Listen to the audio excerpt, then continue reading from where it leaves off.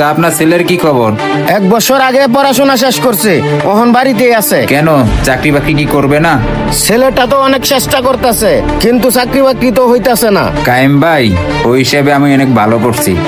আমার ছেলেটারে লেখাপড়া না করায় কাজে দিছি, প্রতিদিন 200 টাকা হাজিরা পাই। তবে আমার ছেলের একটা বদ অভ্যাস আছে, হয় কিন্তু সিগারেট খায় আর খাক। আমার তো আর টাকা পয়সা লাগতেছে না, ওই কামাই করে খায়। আপনি যদি আপনার ছেলেরে লেখাপড়া না করায়া আমার ছেলের মতো কাজে দিতেন, দিন শেষে 200 টাকা হলেও আপনার হাতে দিতে পারতো। আচ্ছা, তোমার কথা বলা কি শেষ হইছে? কি কায়েম ভাই, এত তাড়াহুড়া দেখাইতেছেন কেন? বাসায় কি কোনো কাজ আছে? আচ্ছা ঠিক আছে, আমি যাই গিয়া। ভালো কথা বললাম তো, ভাল লাগলো না। আজকা তুই কবি লেখাপড়া করায়া আমি অনেক ভুল করছি।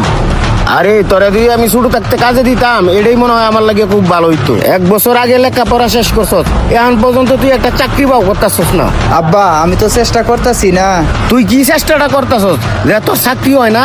তোমার কাছে চাকরি কি গাছের পাতার মতো মনে হয় যে ছিলাম আর হয়ে গেল? তুই তো মনে হয় ভালোভাবে চেষ্টাই করস, এই জন্য তো তোর চাকরি হয় না। আব্বা শুনেন, মেধা এবং সার্টিফিকেট থাকলেই চাকরি হয় না।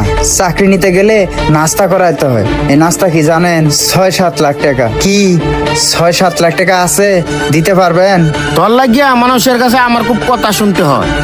কায়ুম ভাই, ছেলে রেলে বড় করাইছেন, বাসায় কি বয় তোর লাগিয়া? না চাকরি বাকরি করাইবে। ও, মানুষের কথা শুনে এ লেগে আমার সাথে চিল্লাইতেছে।